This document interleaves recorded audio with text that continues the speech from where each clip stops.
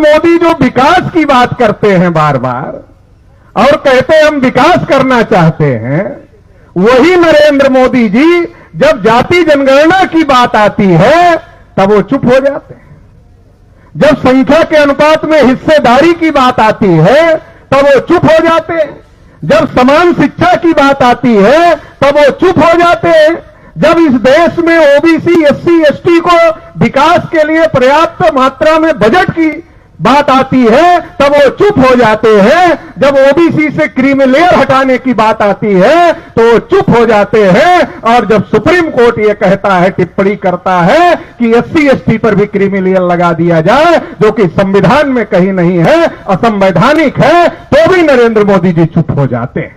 सवाल यह है कि गिनती के बगैर विकास कैसे होगा, बजट के बगैर विकास कैसे होगा, और जो हजारों साल से पिछड़े वर्ग के लोग हैं जिनको पीछे कर दिया गया था और बाबा साहब अंबेडकर ने संविधान में रिजर्वेशन की व्यवस्था करके जिनको आगे लाने की कोशिश किया, ये व्यवस्था देने का काम किया, आज क्रीमी लेयर की वजह से ओबीसी का आरक्षण प्रभावहीन हो गया और एससी एसटी का आरक्षण प्रभावहीन करने के लिए एससी एसटी को क्रीमी लेयर लगाने की तैयारी चल रही है।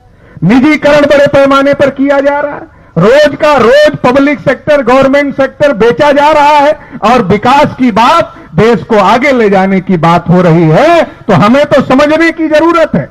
एक और बात बहुत ज्यादा देश में हो रही है कि ये कानून अंग्रेजों का है, इसको बदल देंगे, ये कानून अंग्रेजों का है, इसको बदल देंगे, ये भी कानून अंग्रेजों का है, इसको बदल देंगे। अरे हम तो नरेंद्र मोदी जी से और अमित शाह जी से कहना चाहते हैं कि अरे भाई, आपको अंग्रेजों से बहुत चिढ़ है तो हमको कोई हमदर्दी नहीं है, हमारे भाई बंधु अंग्रेज नहीं थे, आप अंग्रेजों का कानून बदलना चाहते हो, हमें दिक्कत नहीं है, लेकिन जब हमारा आंदोलन रोकना होता है तो अंग्रेजों का कानून लाकर सामने कर दिया जाता है। अंग्रेजों ने जब गिनती किया तो हम 52% थे, आज तक हमको वही आंकड़ा बताना पड़ रहा है कि हम 52% है, 52% है, 52% है, 52% है। अरे भाई नरेंद्र मोदी जी, अरे भाई अमित शाह जी, एक बार ये भी तो गिनती कर लो। कम से कम हम आपका नाम लेकर बताएंगे कि नरेंद्र मोदी ने गिनती किया था, अमित शाह ने गिनती किया था और उनकी गिनती के समय में इतना % हमारी संख्या है और इसलिए हम नई संख्या बताएंगे,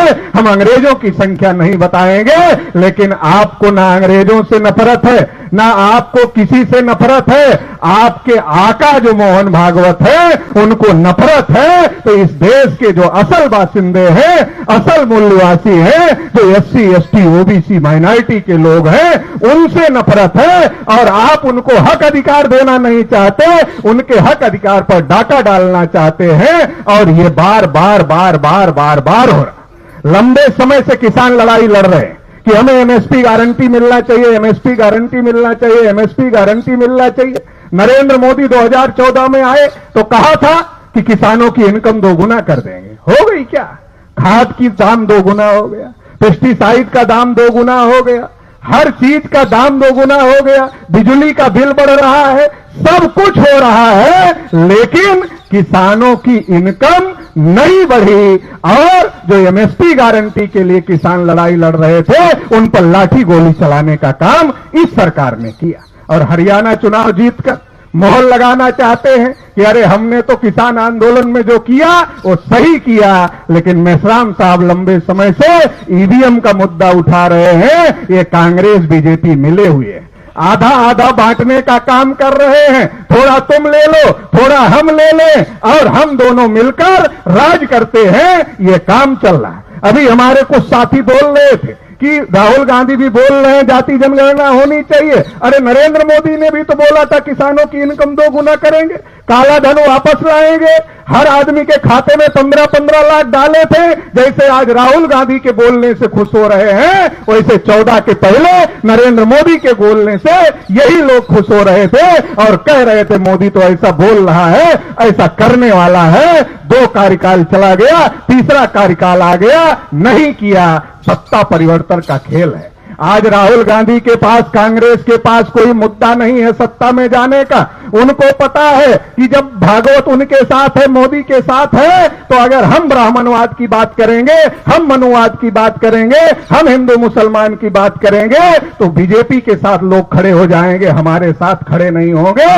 तो राहुल गांधी को पता है, कांग्रेसियों को पता है क्या बोलने से लोग हमारे साथ खड़े होंगे। उनको पता है इस देश में वामन मेश्राम साहब के नेतृत्व में बहुत बड़ा बहुजन मूवमेंट चल रहा है, जो ये जागृत कर रहा है कि देश में जिसकी जितनी संख्या उसका उतना हिस्सा मिलना चाहिए, देश में सबकी गिनती होनी चाहिए, सबके साथ न्याय होना चाहिए। तो इसलिए अब उनको लगता है अगर हम संविधान की बात करेंगे, अगर हम आरक्षण की बात करेंगे, अगर हम जाति जनगणना की बात करेंगे, अगर हम सबकी हिस्सेदारी की बात करेंगे, तो ये तो हमारे पीछे चले आएंगे, ये हमारे पीछे चले आएंगे, तो हम सरकार बना लेंगे।